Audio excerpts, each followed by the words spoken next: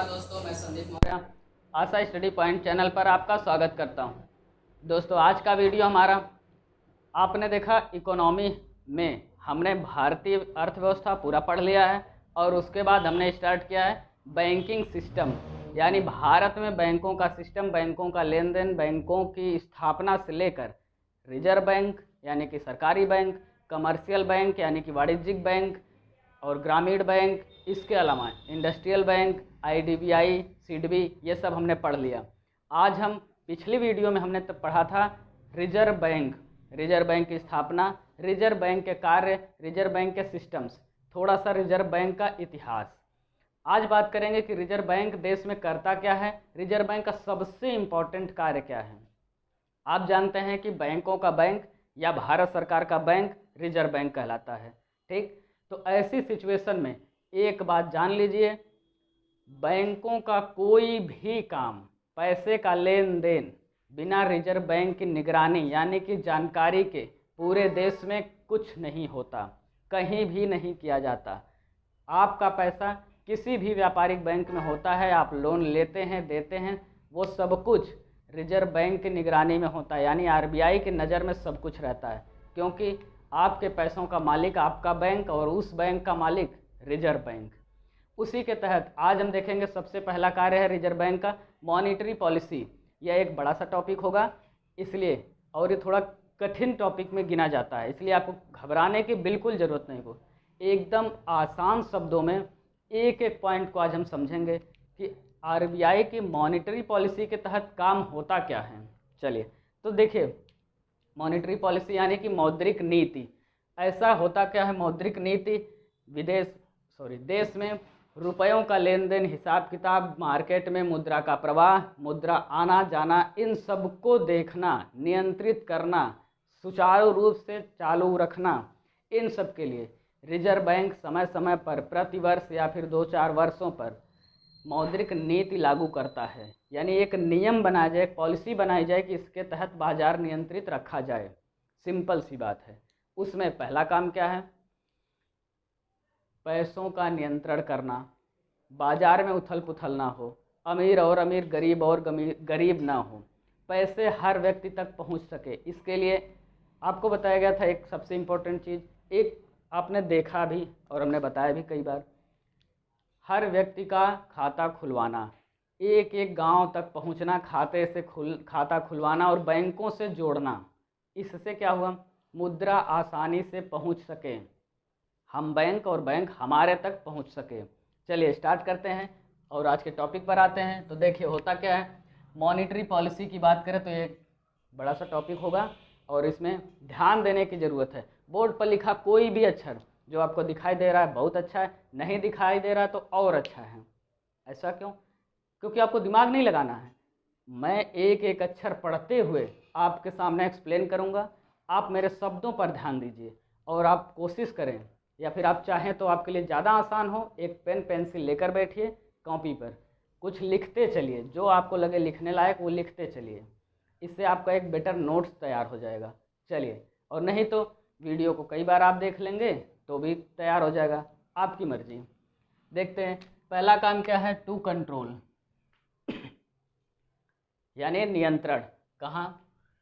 Quantity of money, cost of money, यानी कि पैसों की दो चीज़ों पर नियंत्रण करना। बाजार में रुपए की मात्रा पर नियंत्रण करना, जैसे कि बाजार में पैसे ज़्यादा हो गए, आसानी से मिलने लगे, तो लोग क्या करेंगे, 10 की चीज़ों में 12 रुपये देने लग जाएंगे, क्योंकि उन्हें घर बैठे चाहिए होगा।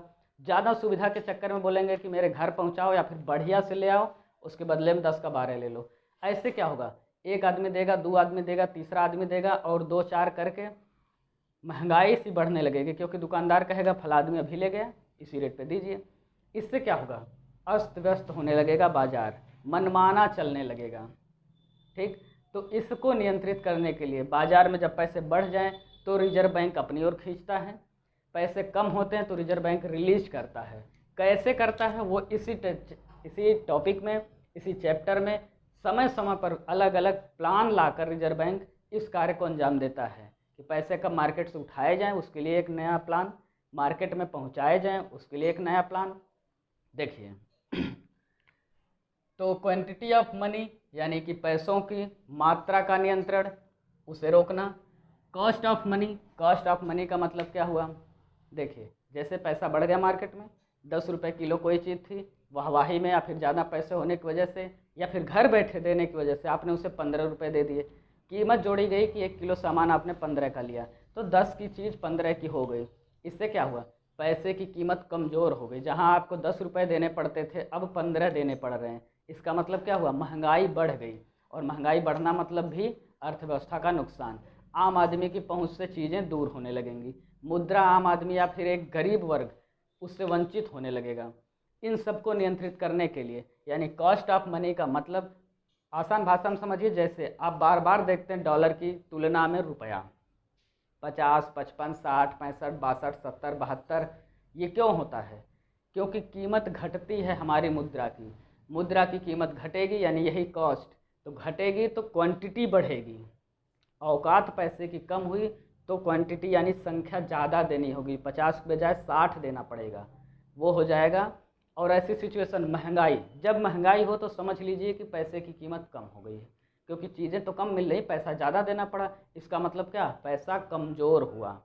यही शब्द आपको समझना है। क्वेश्चन आपसे वन लाइनर में बार बार यही पूछता है कि महंगाई की सिचुएशन में क्या होता है, या फिर पैसे की कीमत कम हो गई तो महंगाई होगी या मंदी होगी, गिरावट आएगी। तो देखिए, पैसे की कीमत कम हुई तो महंगाई बढ़ जाएगी। 10 रुपये किलो की चीज़, 1 किलो सामान 10 रुपये में मिलती थी, अब 15, 12, 20 देना पड़ रहा है।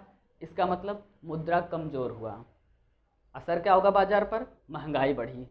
आगे बढ़ते हैं, आइए देखते हैं। आगे आता है इंस्ट्रूमेंट ऑफ मॉनेटरी पॉलिसी, यानी कि मॉनेटरी पॉलिसी के उपकरण।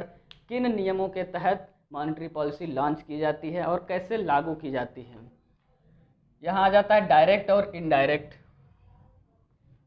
डायरेक्ट इंस्ट्रूमेंट, कुछ डायरेक्ट होते हैं, कुछ इनडायरेक्ट होते हैं। क्रम से देखते चलेंगे। क्वेश्चन आपसे बनते हैं क्या? सबसे पहले आएगा डायरेक्ट में CRR, यानी cash reserve ratio. Cash reserve ratio होता क्या है? इसकी शुरुआत कब हुई? अच्छे से समझिए। RBI एक्ट 1934, आपको बताया RBI एक्ट, RBI की स्थापना 1935 में हुई है, लेकिन एक्ट 1934 है, तो हमेशा एक्ट 34 से ही लिया जाएगा। नियम कानून 1934 से ही पढ़े जाएंगे। इसके लिए पिछली वीडियो आप देखिए, बहुत कायदे से आपको समझ में आ जाएगा। तो RBI एक्ट 1934 के सेक्टर 42(1) यानी 42A के तहत सभी बैंक अपने NDTL का 4% RBI के पास जमा करेंगे। ये एक नियम बना। कैश रिजर्व रेशियो के तहत सभी बैंक अपने NDTL का 4% RBI के पास जमा करेंगे। ये RBI एक्ट 1934 के सेक्टर 42 के नियम के तहत RBI ने लॉन्च किया। अब देखिए, यहाँ 2 क्वेश्चन आपके दिमाग में आया। पहली बात तो ये हो गई 4% वाली। ये 4% लिक्विडिटी या फिर नकदी के रूप में मिला जुला कर होते हैं, लेकिन मेन बात आती NDTL क्या है, तो तुरंत लगे हाथ NDTL को समझते हैं। यही देखिए, NDTL net demand and time liability. Net demand and time liability होता क्या है? बैंकों की प्रतिदिन या फिर एक निश्चित समय अवधि के अंत में होने वाली पूरी बचत NDTL कहलाती है। समझ में कुछ नहीं आया? कोई बात नहीं, देसी भाषा में समझिए। सुबह बैंक खुला, बैंक के पास 1 लाख रुपए रखे थे, दिन भर लेन देन हुआ, जमा हुआ 5 लाख, 2 लाख निकालने वाले भी आए, तो 1 लाख पहले था, 5 जमा हुआ, कितने हो गए? 6 लाख। 2 लाख निकल गए, कितने बचे? 4 लाख। आज शाम की बचत 4 लाख है। तो आज 24 घंटे की जो शाम की बचत 4 लाख है, यही 4 लाख शाम को बैंक बंद होने के समय NDTL होगा, यानी net demand and time liability. यही हो गया NDTL, यानी एक समय के अंत में प्राप्त बचत जो हाथ में मिली, प्रॉफिट, वो हो गई NDTL। और ये NDTL एक दिन, साप्ताहिक, मंथली, वार्षिक या 6 महीने यानी अर्धवार्षिक तौर पर गणना किया जाता है। तो ये हो गया NDTL। चलिए देखते हैं NDTL का सिस्टम क्या है। आपको बता दिया NDTL है क्या। अब उसमें जो 4% हमने आपको अभी बताया वो कैसे होना चाहिए? सिर्फ नकदी के रूप में। तो नगद शाम होते ही 4% बचत का निकाल कर आरबीआई के पास जमा कर देना होगा। तो इसका मतलब क्या हुआ, हर बैंक हर शाम को रुपये लेके पहुंच जाते हैं? नहीं, यह एक गणना है समय की। साप्ताहिक जमा कर सकते हैं, मंथली कर सकते हैं, अर्धवार्षिक या वार्षिक कर सकते हैं। ये उनका सिस्टम है। टोटल एनडीटीएल के 4% उन्हें आरबीआई के पास जमा करना है। यह नियम कैसा है या किसके तहत है? CRR, cash reserve ratio. ये चीज़ें याद करनी है। आपके क्वेश्चन में सिंपल तौर पर कैश रिजर्व रेशियो यानी कि CRR का फुल फॉर्म पूछ लेता, प्रतिशत मात्रा पूछ लेता है। 2 सवाल यहाँ से बनते हैं। एक और बात, 4% मैंने अभी आपको पढ़ाया, लंबे समय से ये चल रहा है, लेकिन हो सकता है जब आप पेपर देने जाने वाले हों ये बदल सकता है। और अगर ऐसा हुआ तो 4% आपका आंसर नहीं होगा। फिर क्या होगा, आपको वर्तमान सिचुएशन से, करंट से अपडेट करना होगा। चलिए आगे बढ़ें। आगे आता है CRR का प्रभाव। मार्केट में CRR का प्रभाव क्या होगा?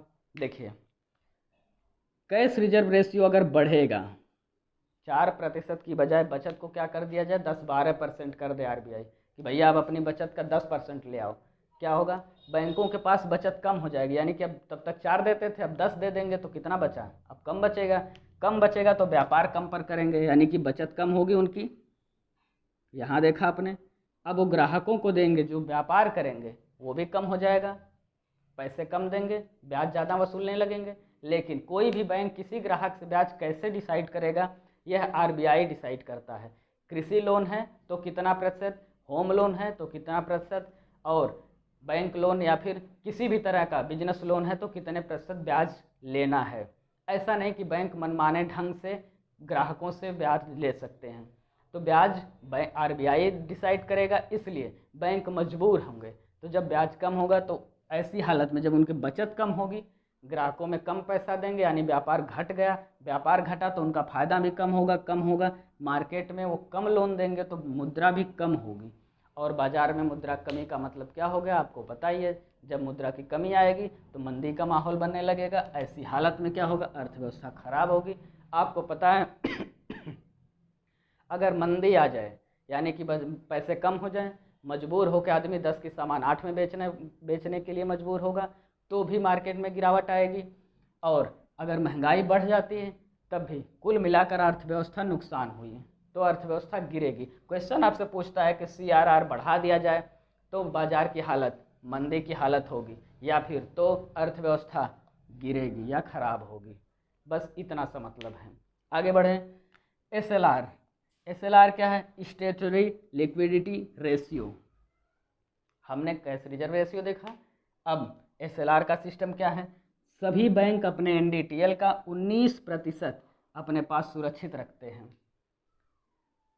अभी क्या था, CRR में 4% हमें देना था आरबीआई को, बैंकों को क्या करना था, 4% आरबीआई के पास जमा करना था नकदी के रूप में।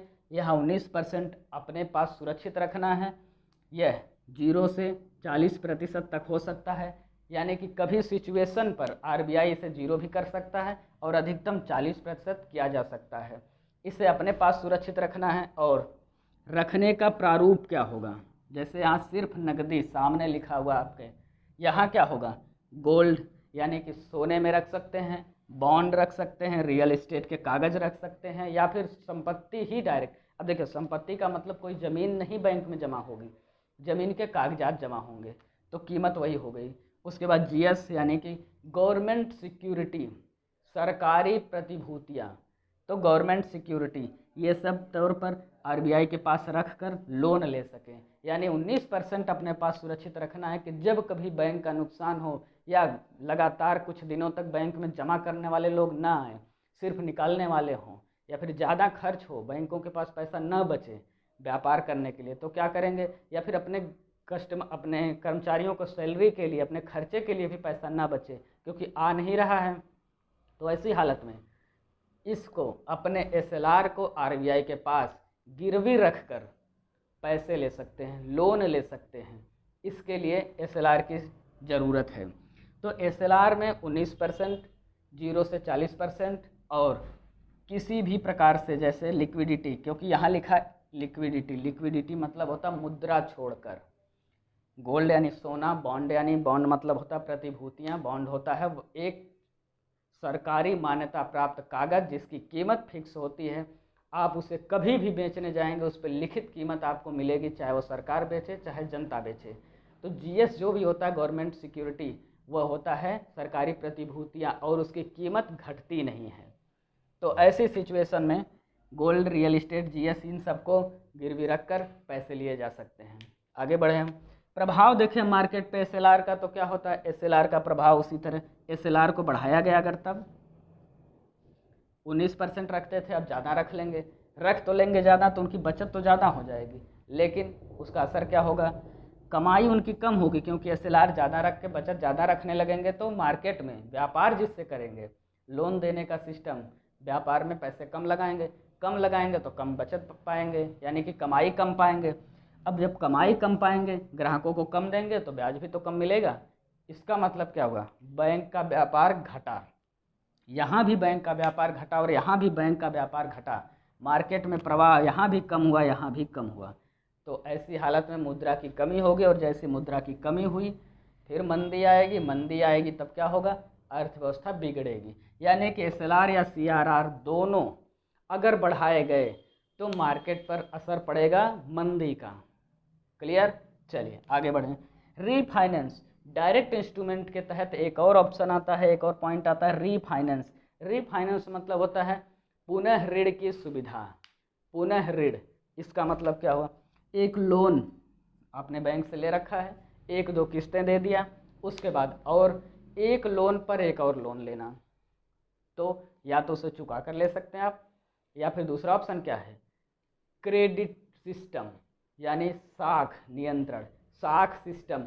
आपकी किस्तें और आपका बैंक अकाउंट डिटेल देखकर बैंक एक क्रेडिट लागू करता है, लॉन्च करता है आपके प्रति कि हाँ हमें भरोसा है आप लोन देंगे, तो एक लोन के बाद दूसरा लोन अप्लाई कर सकते हैं। 3 किस्तें भरने के बाद आप दूसरा लोन अप्लाई करेंगे, बचे हुए पुराने लोन की बची हुई राशि की किस्तें आप बढ़वा सकते हैं, 10 किस्तों की बजाय 25-20 करा सकते हैं, नया लोन पास हो सकता है। ये सबको नहीं उपलब्ध है। बैंक या बैंक के कर्मचारी आपके व्यवसाय को देखकर क्रेडिट का स्कोर बनाएंगे, क्रेडिट स्कोर के हिसाब से ही यह सुविधा मिलती है। तो क्या होगा, रीफाइनेंस। रीफाइनेंस का मतलब समझिए कि एक लोन के बाद एक और लोन, यानी लोन पर लोन। सिचुएशन क्या होगी, या तो चुका कर पिछला, या फिर कुछ किस्तें देकर और किस्तों को बढ़ाकर अगला अप्लाई कर देना, लोन पर एक और लोन रीफाइनेंस कहलाता है।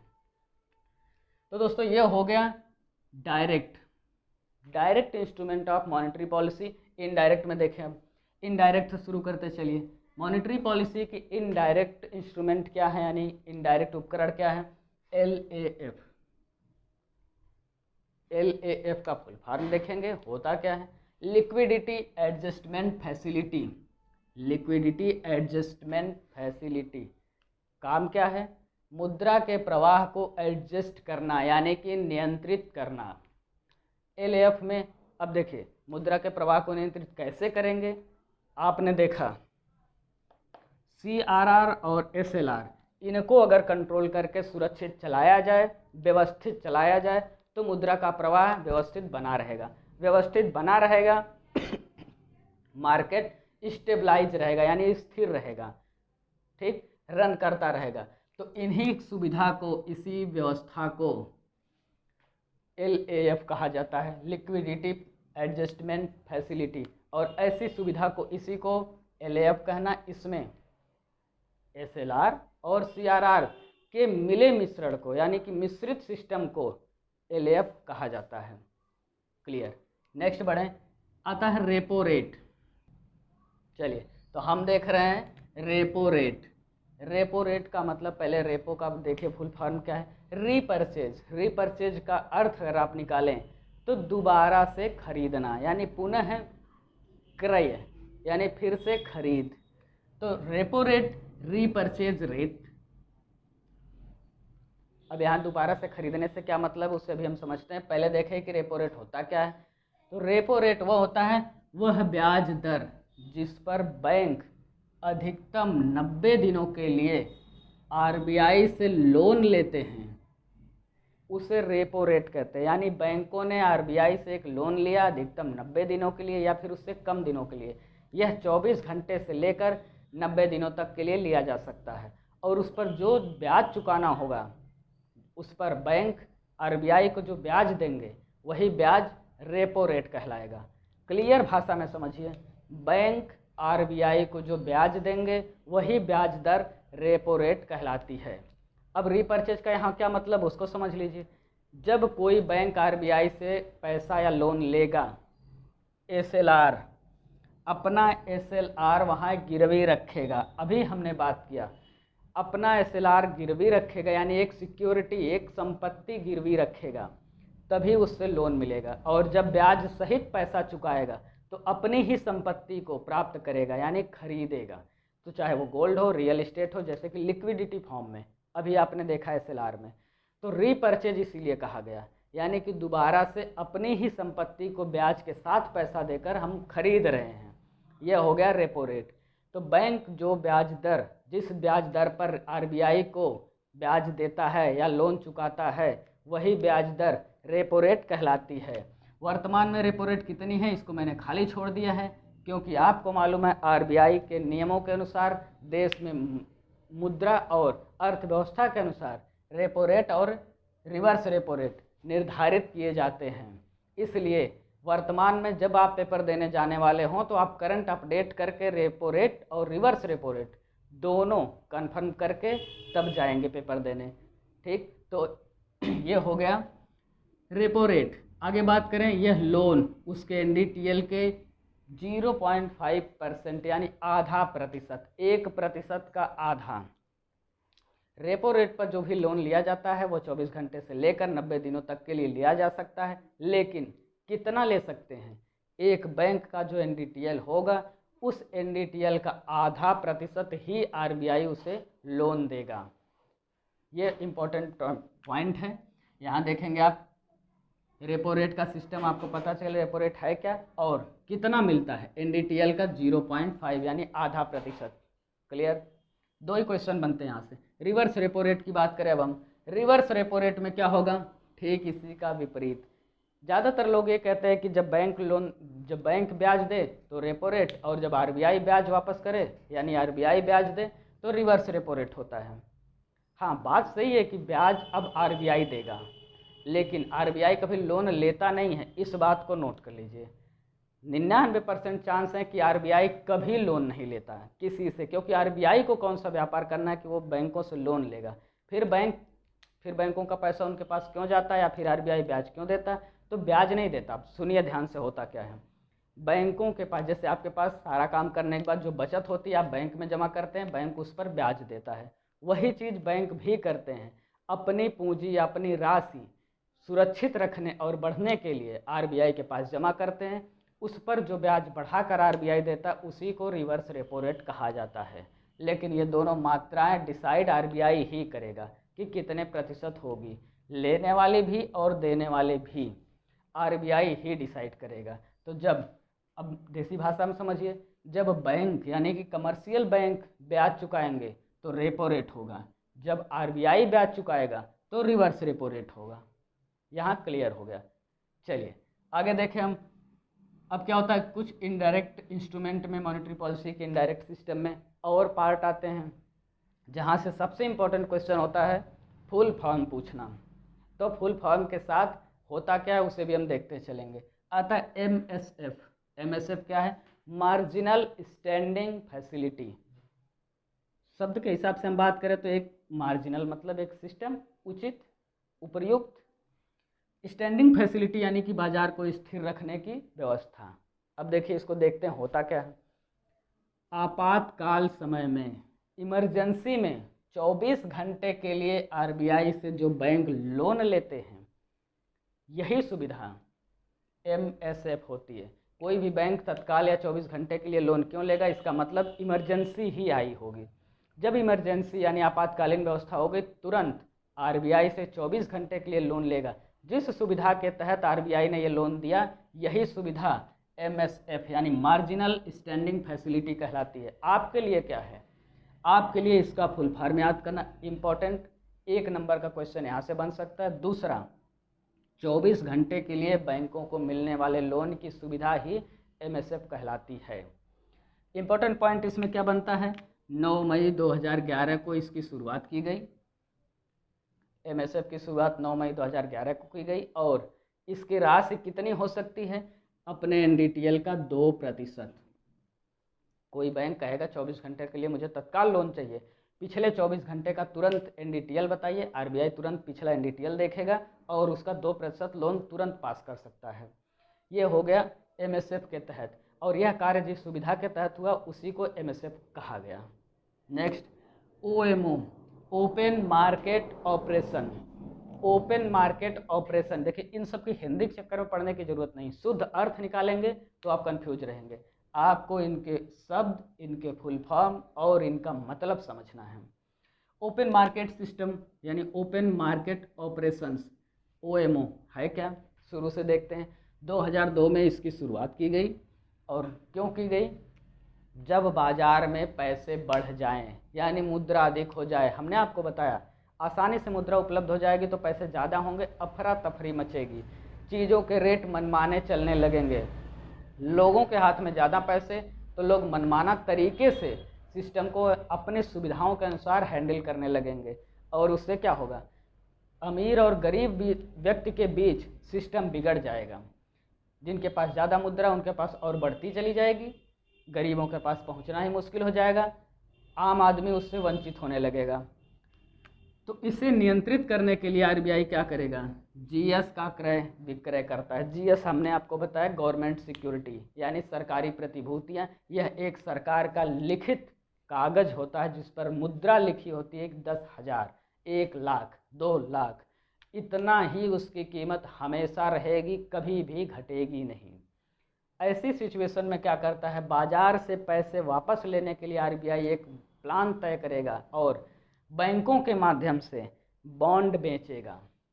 जैसे पोस्ट ऑफिस से बॉन्ड बेचे जाते हैं, और जीएस गवर्नमेंट सिक्योरिटी यानी सरकारी प्रतिभूतियों के कागज बेचे जाते हैं, जिससे अगर बैंक 10% या आम पैसों पर 10% ब्याज मिल रहा हो तो ऐसी सिचुएशन में 12-15% ब्याज पर आरबीआई जीएस को लॉन्च करेगा।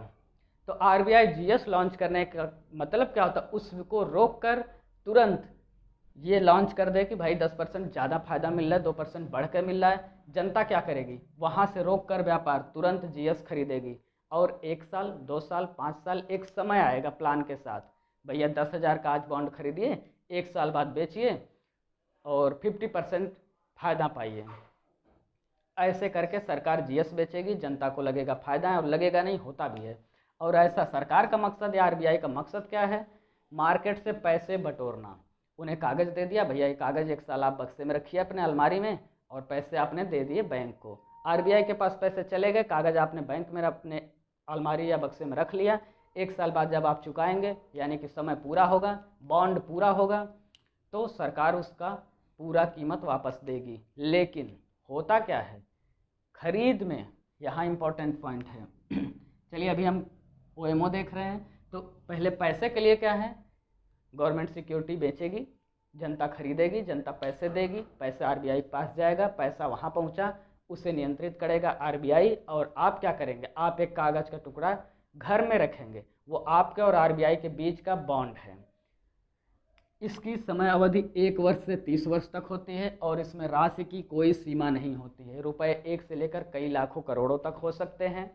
समय 1 वर्ष से बढ़कर 2 साल, 5 साल या अधिकतम 30 वर्षों तक के लिए बॉन्ड लॉन्च किए जाते हैं। ये हो गया ओपन मार्केट ऑपरेशन के तहत।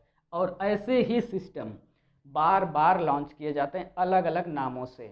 हम बात कर रहे थे जीएस के बारे में, बेचना और खरीदना। अभी हम आगे देखते हैं। यहाँ आरबीआई बेचता है डिस्काउंट पर और ख़रीदता है पूरे दाम पर। इस लाइन का मतलब क्या है, इसका मतलब ये है कि कागज़ पर अगर लिखा है 1,000 रुपया, 10,000 मान लीजिए, बॉन्ड पर लिखा है 10,000, सरकार ने कहा कि इस 10,000 पर ऐसा ब्याज है और सिस्टम जो भी आपके और उनके बीच का है सिस्टम, कुल मिलाकर आपको 1 साल में 10,000 में 2,000 की बचत होनी है।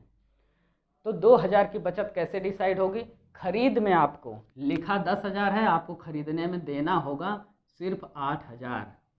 चुकाना होगा सिर्फ 8,000। 8,000 में खरीदा हुआ 10,000 का कागज़ आप अलमारी में रखेंगे, 1 साल बाद देंगे तो आरबीआई उसका 10,000 देगी, यानी बचत आपको 2,000 की हो चुकी। 2,000 रुपये की बचत हो गई और आपने कीमत लगाई 8,000, कीमत चुकाया था 8,000, 8,000 पे 2,000, 25% का लाभ हो गया।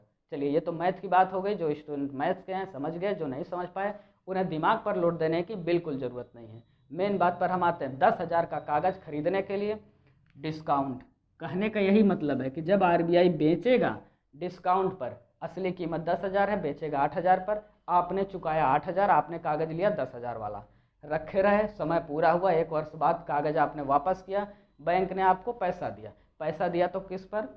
रियल कीमत पर, यानी पूरे दाम पर। उन्होंने 10,000 लिखा है तो 10,000 चुकाया आपको, तो आपका 2,000 फायदा हो गया। ठीक, यहाँ हो गया ओएमओ के तहत क्रय विक्रय। ज़रूरत क्यों है? मार्केट से पैसे को कंट्रोल करने की। आगे देखें एमएसएस। एमएसएस क्या है? Market stabilization scheme. काम दोनों में वही हो रहा है। यहाँ क्या हो रहा है? वहाँ भी मुद्रा के प्रवाह को रोकना, बाजार को स्थिर करना, इसलिए ये काम किया गया। वही काम यहाँ भी करना है। मार्केट स्टेबलाइजेशन स्कीम 2004 में प्रारंभ की गई। 2002 में विदेशी मुद्रा बढ़ जाने से देश में विदेश से ज़्यादा पैसे आ जाने की वजह से बाजार डिस्टर्ब होने लगा। अफरा तफरी, यानी कि पैसे बढ़ गए, जो बाहरी कमाई थी धुआंधार होने लगी। उसकी वजह से आपने सुना होगा एक लंबे समय पहले, जिसको सुनो अरे सऊदीया कमाई है, कोई रंगबाजी में आ गया, आपने अरे बाहर की कमाई है, सऊदीया कमाई है, कुवैत की कमाई है, फला जगह की है। तो ऐसी सिचुएशन हो गई थी। तब 2002 की सिचुएशन को कंट्रोल करने के लिए 4 में सरकार ने, यानी सरकार या आरबीआई ने, पैसों का हिसाब किताब आरबीआई ही सरकार है, यानी सरकार ही पैसों के तौर पर आरबीआई के जरिए ये कार्य करती है। तो इसे नियंत्रित करने के लिए, इसे कंट्रोल करने के लिए आरबीआई ने एमएसएस बॉन्ड बनाया। एमएसएस बॉन्ड्स बनाकर, वही जैसे यहाँ जी गवर्नमेंट सिक्योरिटी, वही चीज़ यहाँ भी है, जारी किए। और इसके तहत क्या किया? सिक्योरिटी को, जीएस मतलब गवर्नमेंट सिक्योरिटी, सरकारी प्रतिभूतियाँ, यानी वही लिखित दस्तावेज पन्ना जिसकी कीमत जो लिखी है वो हमेशा वही रहेगी। जनता में कुछ भी हो, सरकार के सामने वह कागज़ उतने का होगा। जैसा कि आप जानते हैं स्टाम्प पर 100 का स्टाम्प है तो 100 रुपये कीमत तो रहेगी, हमेशा रहेगी, उससे कम कभी नहीं होनी है। तो चलिए, तो जीएस को 1 वर्ष के लिए विक्रय करना होता है। यहाँ क्या था? 1 से 30 वर्षों तक के लिए। यहाँ 1 साल फिक्स है, सिर्फ 1 वर्षों के लिए। और इसकी कीमत 6 लाख करोड़ तय कर दी गई। 6 लाख करोड़ की सीमा तय की गई। इसकी शुरुआत 2004 में की गई। क्यों? 2002 के विदेशी पैसा बढ़ जाने के कारण भारतीय बाजार में अफरा तफरी मचने से उसे कंट्रोल करने के लिए एमएसएस स्कीम के तहत, और ऐसे ही जब ज़रूरत पड़ेगी ऐसी स्कीमें आती रहती हैं। इसके तहत इम्पोर्टेंट पॉइंट है 1 वर्ष समय, 6 लाख करोड़ रुपया, बस। चलिए, एक और चीज़, जब आप पेपर देने जाने वाले हों तो समय समय पर इन पर बदलाव होते हैं। ऐसी सिचुएशन में, ये तो जब 2002 की हालत में 2004 में लॉन्च किया गया, तब ये नियम था। वर्तमान में जब आप पेपर देने जाने वाले होंगे उस समय आप एक बार वेरीफाई कर लेंगे, हो सकता है तब तक कुछ बदलाव आ जाए, तो इसलिए अपडेट करना ज़रूरी है। चलिए आगे देखते CAR। CAR क्या है? Capital adequacy ratio. Capital adequacy ratio सबसे ज़्यादा ज़रूरी क्या है? इनके फुल फॉर्म 1 नंबर में आने तय है। जीएस के पेपर में कहीं भी कोई भी ऐसे शब्द मिल जाते हैं। कैपिटल एडिक्वेसी रेशियो सभी बैंक के एनपीए से, सभी बैंक एनपीए से बचने के लिए अपनी पूंजी का कुछ अनुपात अपने पास सुरक्षित रखते हैं। यह 8% से 12% तक, मिनिमम 8 या फिर अधिकतम 12% तक हो सकती है। इतनी राशि, अपनी बचत की इतनी राशि, हमेशा अपनी पूंजी की इतनी राशि सुरक्षित रखना है। वो किसके तहत? CAR, कैपिटल एडिक्वेसी रेशियो के तहत सुरक्षित रखना। ये इसमें इंपॉर्टेंट क्या है? 2 क्वेश्चन बनते हैं। एक तो एनपीए क्या है, अभी मैं हल्का सा बता देता हूँ, इसका एक वीडियो अलग से होगा। दूसरी चीज़ परसेंट, जहाँ भी प्रतिशत है आपको अपडेट करना होगा जब भी आप पेपर देने जाने वाले होंगे। आज जब मैं ये वीडियो पढ़ा रहा हूँ, ये वीडियो बना रहा हूँ, आज की सिचुएशन में आपको बता रहा हूँ, आप पेपर से पहले अपडेट ज़रूर करेंगे। चलिए, तो ये हो गया CAR। आगे देखें PLR क्या है, prime lending rate. Prime lending rate एक बेस रेट होता है, बेस मतलब आधार रेट यानी कि दर। RBI एक आधार दर तय करती है सभी बैंकों के लिए कि आप कौन सा लोन किस ब्याज दर पर देंगे। जैसे आपको बताया home loan, car loan, business loan, कृषि लोन, सभी लोन पर अलग अलग ब्याज दर होती है। वही जो ब्याज दर RBI निर्धारित करता है वही होती है बेस रेट यानी आधार दर। प्राइम लेंडिंग रेट क्या है, न्यूनतम बैंक दर। वह न्यूनतम दर जिस पर या जिससे कम पर बैंक लोन नहीं दे सकता। यानी कि अगर RBI ने फिक्स किया कि 4%, तो 4% से कम पर नहीं दे सकते आप, तो न्यूनतम 4 है, 4 से नीचे नहीं जाना है, तो वह न्यूनतम दर PLR कहलाएगी। ठीक, तो इस पर वह न्यूनतम बैंक दर जिस पर बैंक लोन, जिससे कम पर बैंक कभी लोन नहीं दे सकता, उसे PLR कहते हैं, प्राइम लेंडिंग रेट कहते हैं। इसे 2010 में PLR को BPLR कर दिया गया, यानी कि बेंचमार्क। बेंचमार्क का मतलब सिर्फ इतना है कि फिक्स हो गया। बेंचमार्क मतलब होता है एक फिक्स रिकॉर्ड, उससे यानी कि उससे नीचे ऊपर नहीं करना है, यह हो गया बेंचमार्क, तो उसे BPLR कर दिया गया। आज का वीडियो यहीं रोकते हैं क्योंकि पॉइंट हमने आपको पहले बताया, वीडियो बड़ा है। इसके आगे PLR का फिर परिवर्तन किस में हुआ, MCLR बना। और NPA क्या है, NPA के बारे में थोड़ा सुनिए। नॉन परफॉर्मिंग एसेट यानी ऐसी संपत्ति, गैर निस्पंदनीय संपत्तियां। हिंदी पे मत जाइए, NPA मतलब होता है नॉन परफॉर्मिंग एसेट्स, ऐसी संपत्ति जो कार्य नहीं कर रही है। इसकी डिटेल अगली वीडियो में मिलेगी। तो आज का वीडियो यहीं रखते हैं दोस्तों, उम्मीद है आपको पूरा समझ में आएगा। किसी भी प्रॉब्लम के लिए आप हमसे हमारे चैनल पर दिए नंबरों से कांटेक्ट कर सकते हैं, कमेंट में बता सकते हैं। और आज का वीडियो यहीं रखते हुए आशा स्टडी पॉइंट चैनल आपके उज्जवल भविष्य की कामना करते हैं। धन्यवाद।